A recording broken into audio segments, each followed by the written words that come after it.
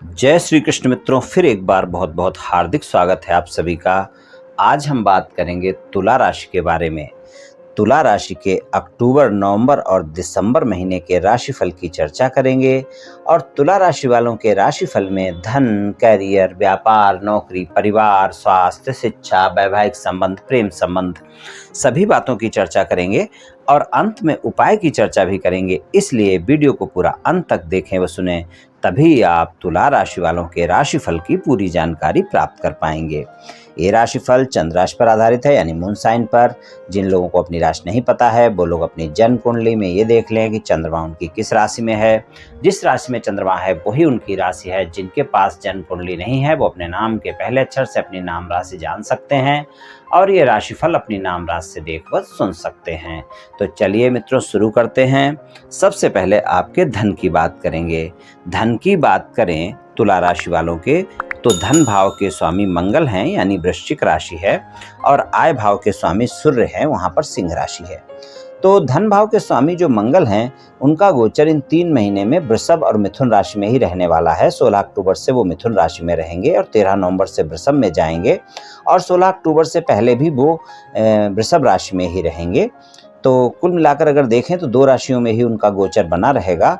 तो तुला राशि वालों के अष्टम और नवम भाव में गोचर होगा धन भाव के स्वामी का। धन के मामले में अगर देखें तो 16 अक्टूबर से पहले जब वो वृषभ राशि में रहेंगे, यहाँ पर अगर आप कोई व्यापार, कारोबार और नौकरी करते हैं तो यहाँ पर अगर आपकी कोई पेमेंट रुकी है, कुछ ऐसा है, तो अचानक आपको कोई पेमेंट वगैरह मिल सकती है। आप प्रयास करके देखें, आपकी रुके हुए पैसे आपको मिल सकते हैं। और 16 अक्टूबर से वो मिथुन राशि में जाएंगे तो नवम भाव में जाएंगे, तो वहाँ पर भी कोई दिक्कत वाली बात नहीं है। लेकिन वहाँ पर आपके नवम भाव में जब मंगल का गोचर होगा तो उनकी जो दृष्टियाँ देख लेते हैं, तो उनकी चौथी दृष्टि जो है 12वें भाव पर होगी और सप्तम दृष्टि उनकी 3रे भाव पर होगी और अष्टम दृष्टि आपकी 4थे भाव पर होगी।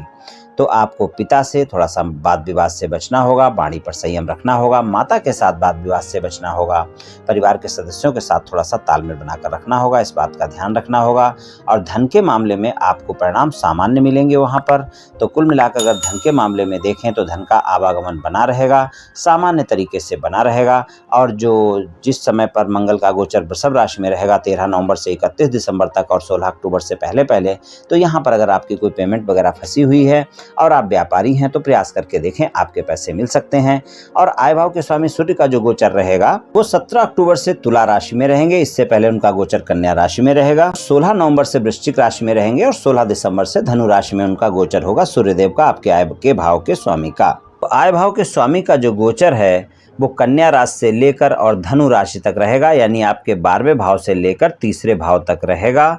तो यहाँ पर कन्या राशि में 17 अक्टूबर तक गोचर रहेगा। 17 अक्टूबर से तुला राशि में जाएंगे और 16 नवंबर से वृश्चिक में यानी धन भाव में ही जाएंगे और 16 दिसंबर से धनु राशि में जाएंगे।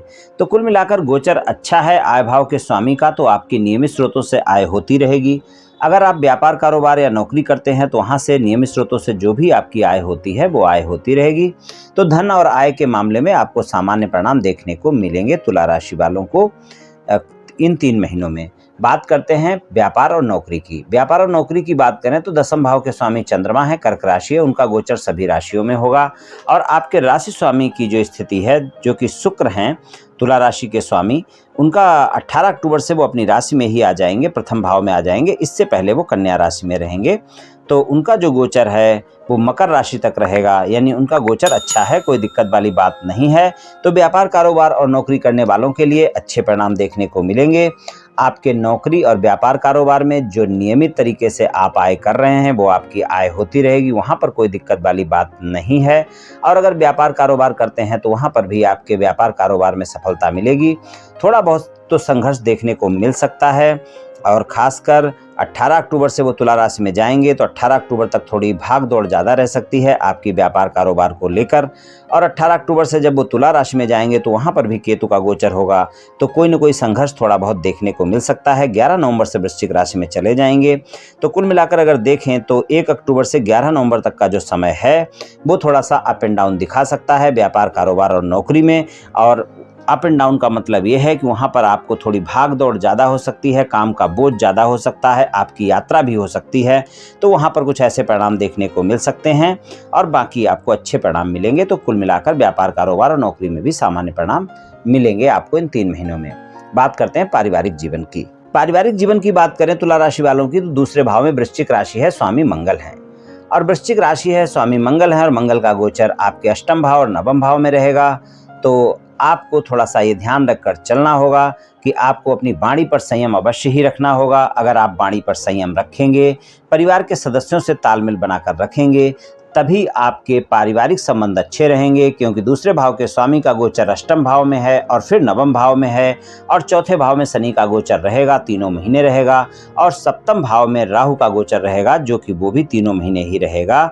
तो इसलिए आपको गलतफहमियों से बचना है, अपने परिवार के सदस्यों के साथ तालमेल बनाकर चलना है और परिवार के सदस्यों के साथ कोई भी ऐसी बातें नहीं करनी है जो घर में व्यर्थ का वाद विवाद पैदा हो। तो आप ध्यान रखें कि वाणी पर संयम रखें, अपने माता पिता के साथ संबंधों में विशेष ध्यान रखकर चलें और अपने छोटे भाई बहनों के साथ भी संबंधों में ध्यान रखें।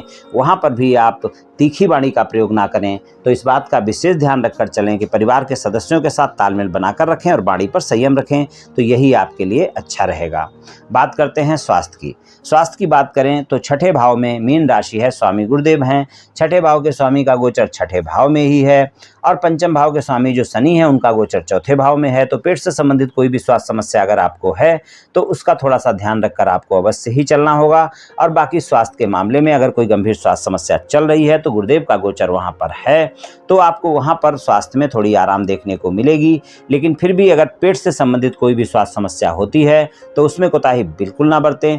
डॉक्टर से परामर्श लें, स्वस्थ दिनचर्या अपनाएं, योग प्राणायाम करें, अपने खान पान पर ध्यान रखें। इन बातों का विशेष ध्यान रखकर आप चलें। शिक्षा की बात करते हैं। शिक्षा की बात करें, पंचम भाव में कुंभ राशि है और कुंभ राशि के स्वामी शनि का गोचर मकर राशि में रहेगा, चौथे भाव में रहेगा। पंचम भाव से 12वां भाव हो जाता है। तो शिक्षा के मामले में ज़्यादा मेहनत के बाद ही आपको अच्छे परिणाम मिलेंगे, इस बात को ध्यान रखकर चलें। इस समय आपका मन भी भ्रमित रह सकता है इन 3 महीनों में शिक्षा को लेकर, और ज़्यादा मेहनत करने के बाद ही आपको सामान्य परिणाम मिल पाएंगे। अगर आपने शिक्षा के क्षेत्र में जरा सी भी कोताही बरती, ज़्यादा मेहनत नहीं की, अपनी एकाग्रता में कोई कमी रखी, पढ़ाई पे कोई ध्यान नहीं दिया, पढ़ाई में कोई कमी रखी, तो तुला राशि वालों को शिक्षा के क्षेत्र में बहुत अच्छे परिणाम नहीं मिलेंगे। हाँ, सामान्य परिणाम तो आपको मिल ही जाएंगे, वहाँ पर कोई दिक्कत वाली बात नहीं है। क्योंकि पंचम भाव के स्वामी का जो गोचर है वो अपनी ही राशि स्वराशि में है। बेशक वो चौथे भाव में है, लेकिन क्या है कि मकर राशि में है, तो वहाँ पर भी शिक्षा से कोई दिक्कत वाली बात नहीं है। चौथा भाव भी अच्छा है शिक्षा के लिए, तो शिक्षा में परिणाम तो आपको अच्छे मिलेंगे। लेकिन फिर भी आपको इस समय पर पढ़ाई में मन कम लग सकता है, परिवार के कार्यों को लेकर आपका समय बर्बाद हो सकता है। तो इन बातों का ध्यान रखकर आप चलें। और अगर आप कोई कंपटीशन एग्जाम वगैरह की तैयारी कर रहे हैं और खासकर वो कंपटीशन एग्जाम अगर शिक्षा के क्षेत्र से जुड़ा हुआ है तो गुरु का गोचर भी वहाँ पर है, तो आपको सफलता मिल सकती है। लेकिन बहुत मेहनत के बाद सफलता मिलेगी, इस बात का ध्यान रखें। इस समय पर इन 3 महीनों में अगर आप कोई कंपटीशन एग्जाम देते हैं और वो खासकर अगर शिक्षा के क्षेत्र से जुड़ा होता है और आप बहुत ज़्यादा मेहनत करते हैं तो आपको परिणाम वहाँ पर भी अच्छे मिल सकते हैं। तो कुल मिलाकर देखें तो शिक्षा के लिए अच्छे ही परिणाम मिलने वाले हैं तुला राशि वालों को इन 3 महीनों में। वैवाहिक संबंधों की बात करते हैं। वैवाहिक संबंधों की बात करें तो सप्तम भाव में मेष राशि है, स्वामी मंगल हैं और सप्तम भाव में राहु का गोचर चल रहा है और मंगल का गोचर अष्टम और नवम भाव में रहेगा। तो आपको वैवाहिक संबंधों में वैसे तो अच्छे परिणाम मिलेंगे, सामान्य परिणाम मिलेंगे। आपको ससुराल पक्ष के लोगों से वाद विवाद नहीं करना है, इस बात का विशेष ध्यान रखना है। और अपने जीवन साथी के सामने भी ससुराल पक्ष के लोगों को लेकर कोई भी टीका टिप्पणी करने से बचें। लेकिन जीवन साथी के साथ भी गलतफहमियां देखने को मिल सकती हैं, ये भी विशेष आप ध्यान रखकर चलें। तो जीवन साथी के साथ किसी भी तरह के विवाद से, किसी भी तरह की गलतफहमी से इन 3 महीनों में आपको बचकर रहना है। और अगर कोई भी गलतफहमी आपके जीवन साथी के मन में होती है तो उसको आप तुरंत स्पष्टता से दूर करें, तभी आपके संबंध अच्छे रहेंगे। वरना आपके संबंधों में नोक झोंक देखने को मिल सकती है अक्टूबर, नवंबर और दिसंबर के महीने में। आपकी वाणी के चलते, आपके अहम के चलते आपके जीवन साथी के साथ वाद विवाद हो सकता है। इसलिए आप इस बात का विशेष ध्यान रखकर चलें कि आप अपने जीवन साथी के साथ कोई भी अहम भरी बातें ना करें, कोई भी टकराव वाली बातें ना करें, क्रोध ना करें, तो ये आपके लिए अच्छा रहेगा। गलतफहमियों से दूर रहें तो आपको अच्छे परिणाम मिलेंगे, वरना वैवाहिक संबंधों में सामान्य परिणाम ही मिलेंगे और वाद विवाद से भी इनकार नहीं किया जा सकता। प्रेम संबंधों की बात करें, पंचम भाव के स्वामी शनि हैं, कुंभ राशि है प्रेम संबंधों में अच्छे परिणाम देखने को मिलेंगे, लेकिन इस समय पर आपका प्रेमी प्रेमिका आपसे बहुत सवाल जवाब कर सकता है और आपके प्रेम संबंधों में आपके परिवार के सदस्यों के चलते भी वाद विवाद हो सकता है। इस बात का ध्यान रखें। इसलिए आप अपने परिवार के सदस्यों को अपने संबंधों के बीच में ना आने दें तो अच्छा रहेगा।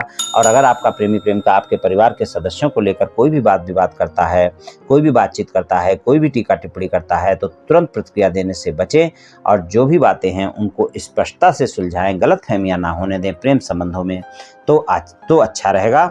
वरना इस समय पर प्रेम संबंधों में आपका वाद विवाद हो सकता है, क्योंकि पंचमेश का गोचर अपने से 12वें में है और शनिदेव हैं, तो वहाँ पर छोटी छोटी बातों को लेकर आपके वाद विवाद हो सकते हैं, खासकर परिवार के सदस्यों को लेकर।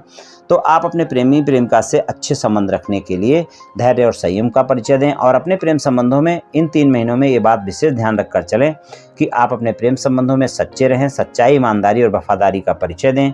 नहीं तो प्रेम संबंधों में आपके साथी के साथ वाद विवाद संभव है, क्योंकि उसको आपकी सारी बातें पता चल सकती हैं। अगर आप सच्चे हैं फिर कोई दिक्कत नहीं है, लेकिन अगर आपके एक से ज़्यादा जगह प्रेम संबंध हैं तो वो प्रेम संबंध खुल सकते हैं और वहाँ पर वाद विवाद हो सकता है।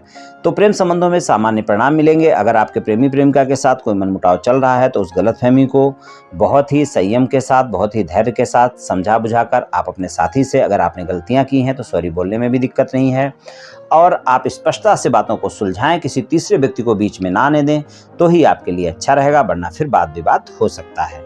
वैसे अगर देखें तो प्रेम संबंध सामान्य रहेंगे, बहुत कोई दिक्कत वाली बात नहीं है। तो मित्रों, इस तरह के कुछ परिणाम मिल सकते हैं तुला राशि वालों को इन 3 महीनों में। उपाय की बात करें तो आप शिव भगवान को शिवलिंग पर रोजाना जल अर्पित करें, बहुत अच्छा है। रोजाना ना कर सकें तो सोमवार को अवश्य करें और कभी कभी सोमवार को दूध भी अर्पित करें, ये आपके लिए अच्छा रहेगा। और शिव भगवान की पूजा उपासना करें, ये आपके लिए काफ़ी फायदा करेगा। और शनिवार वाले दिन आप शनि मंदिर जाकर वहाँ पर जो गरीब लोग बाहर बैठे रहते हैं उनको सरसों का तेल दान कर सकते हैं और वहाँ पर आप काली उड़द दान कर सकते हैं, तो उससे भी आपको काफ़ी लाभ देखने को मिलेगा। बुधवार के दिन आप गाय को हरा चारा खिला सकते हैं, उससे भी आपको लाभ देखने को मिलेगा। इनमें से जो भी उपाय आप कर सकते हैं कर लें मित्रों, निश्चित ही आपको लाभ मिलेगा। तो मित्रों, आज मैंने आपसे तुला राशि वालों के राशिफल के बारे में कुछ चर्चा की। ये राशिफल सामान्य राशिफल है, ये सभी जातकों पर पूर्ण रूप से प्रभावी होगा ऐसा संभव नहीं है, क्योंकि आपकी जन्म कुंडली में ग्रहों की स्थिति और आपकी वर्तमान दशा और अंतर्दशा और फिर ग्रहों के गोचर की स्थिति, इन सभी बातों पर बहुत कुछ निर्भर करता है। आप सभी स्वस्थ रहें, आयुष्मान रहें, धनवान रहें, ऐसी मेरी श्री कृष्ण भगवान से प्रार्थना है। जय श्री कृष्ण।